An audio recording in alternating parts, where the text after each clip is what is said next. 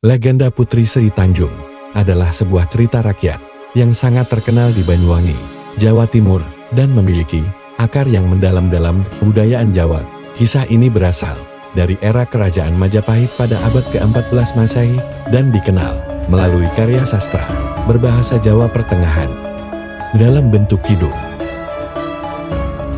Cerita ini mengisahkan tentang kesetiaan seorang istri yang bernama Sri Tanjung kepada suaminya, Raden Sidapaksa. Sri Tanjung bukanlah gadis biasa, ia adalah anak dari seorang bidadari yang turun ke bumi dan menikah dengan manusia, sehingga ia memiliki kecantikan yang luar biasa. Raden Sidapaksa, yang merupakan keturunan keluarga Pandawa, jatuh cinta pada Sri Tanjung dan menikahinya. Setelah pernikahan, mereka tinggal di kerajaan Sindurejo. Namun, Raja Sulakrama, penguasa kerajaan tersebut, terpesona oleh kecantikan Sri Tanjung dan ingin merebutnya dari Sidapaksa.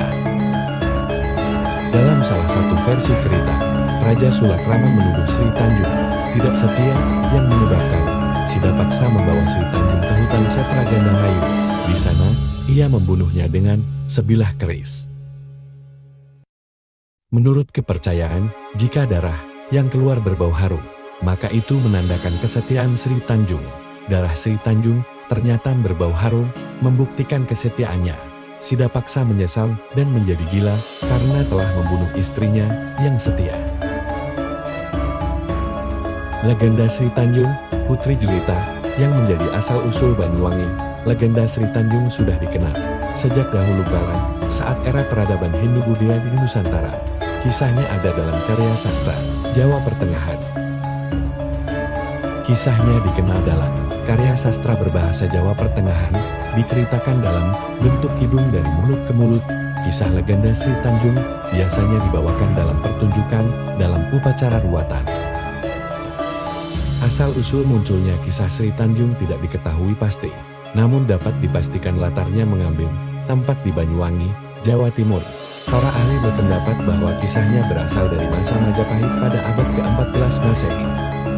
Pendapat ini didukung oleh berbagai temuan arkeologi dalam bas-relief yang terukir pada pendapat teras Candi Penataran di Kota Blitar, Dinding Gapura, Bajang Ratu di Trowulan, Kota Mojokerto, Candi Surawana di Kota Kediri, dan Candi Jabung di Desa Jabung, Kota Probolinggo.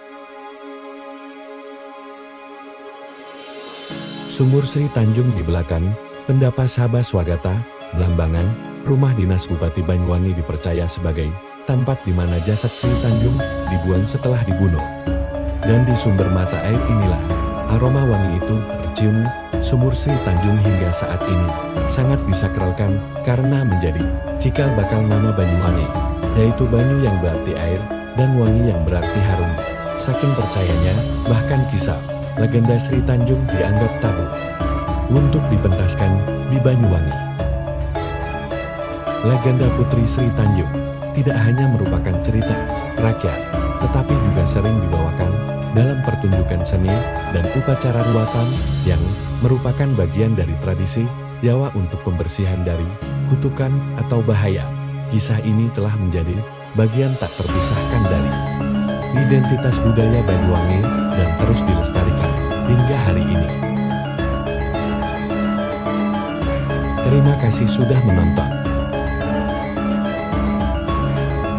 Ilustrasi oleh Hari Revolusi, Mark A. I. Di Video B. Capcut.